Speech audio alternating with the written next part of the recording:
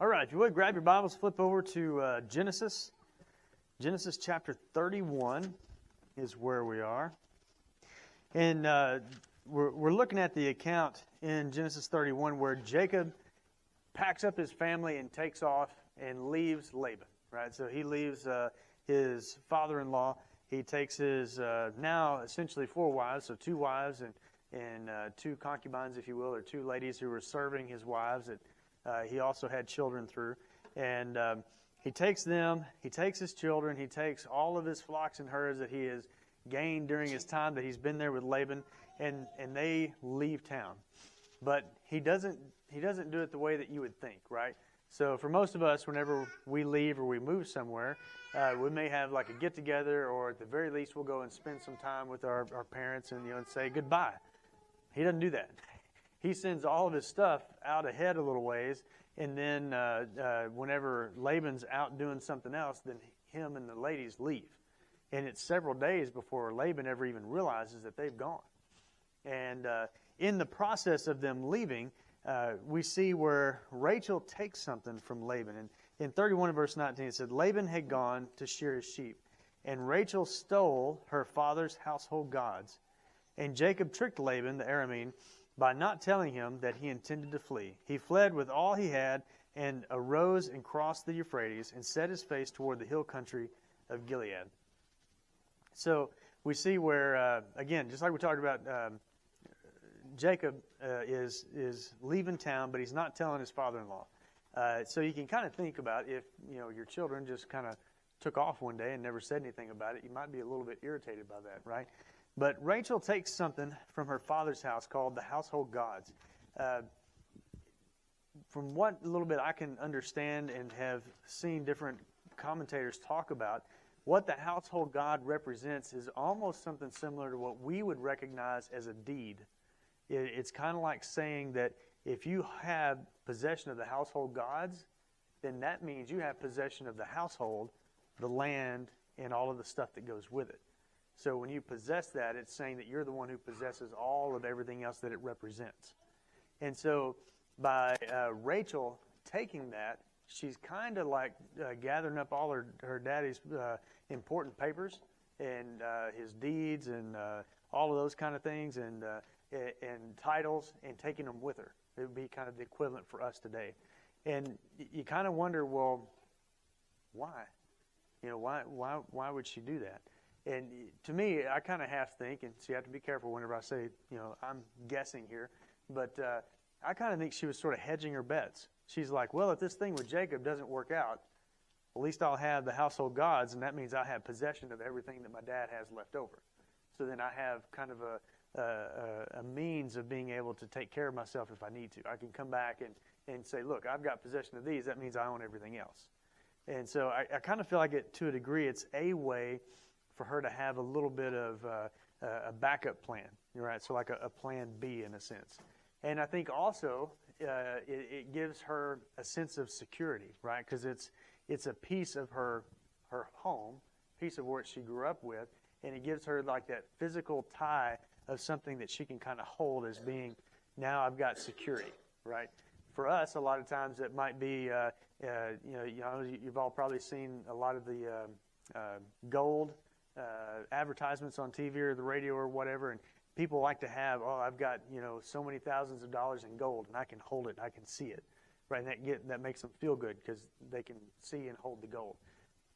But it doesn't have any ramification whatsoever on whether or not you have salvation, on whether or not you have that fellowship with the Lord or anything else like that. But it makes them feel good, right? It's kind of like their backup plan. And I think that's kind of the way Rachel is here. She's not fully sold, not fully given her heart to the Lord, if you will, in this venture that she's going on. And so she's kind of hanging on to some of the things from her past. Similarly, like when we go back and you see when Sodom and Gomorrah are destroyed, and Lot's wife turns back, right? She turns back to look back and turns into a pillar of salt. This is sort of a similar kind of thing here, right? She's not fully letting go of the things of the past. And so as things move on, Laban comes home, realizes everybody's gone, and that the household gods are missing, right? That she's taken them, or somebody has taken them. So he assumes that Jacob has taken them with the intent of eventually being able to come back and say, no, I own all of this because, see, I have the household gods. And so Laban takes off after Jacob and everyone. And before he catches up to him, he has a dream from God. And in the dream from God, God tells him, whatever you do, don't say or do anything to Jacob, whether either positive or negative. Right? And so he's warned by God not to do anything to Jacob. But he shows up and he's telling Jacob that someone took the household gods. And so Jacob is kind of irritated, but he says, if anybody here has them, then we'll kill them. We'll put them to death. Well, Rachel does a really good means of being able to hide them, essentially. She sat on them. So, that was her method of hiding it. She sat on the saddle that had them on there so that her dad wouldn't go looking through there. And anyhow, so he doesn't find them, and then that just really irritates Jacob. He's like, you're coming here making accusations, doing all these things, coming after me. And so what they decide to do is they make an oath between each other, and they build a pillar of rocks. And the whole point of this is essentially protection for Laban. So Laban is saying, you're not going to come past these rocks to me to do me harm. In other words, you're not going to show up one day and you've got the household gods and say, look, I own everything because I have these. I've got the deed to the land. And then likewise, Jacob is telling Laban that he won't pass that boundary to come to Jacob to do harm, to try and take the flocks or to try to take the family or anything else like that. And I really like this one verse right here in verse 53, where it's talking about how Jacob is making this oath. And it says, the God of Abraham, the God of Nahor, the God of their father, judge between us. Jacob swore by the fear of his father Isaac. Jacob offered a sacrifice in the hill country and called his kinsmen to eat the bread. So he's tying in past and present reverence and worship to God the Father, and saying, we're making this agreement together based on God, based on Him and His presence and His power.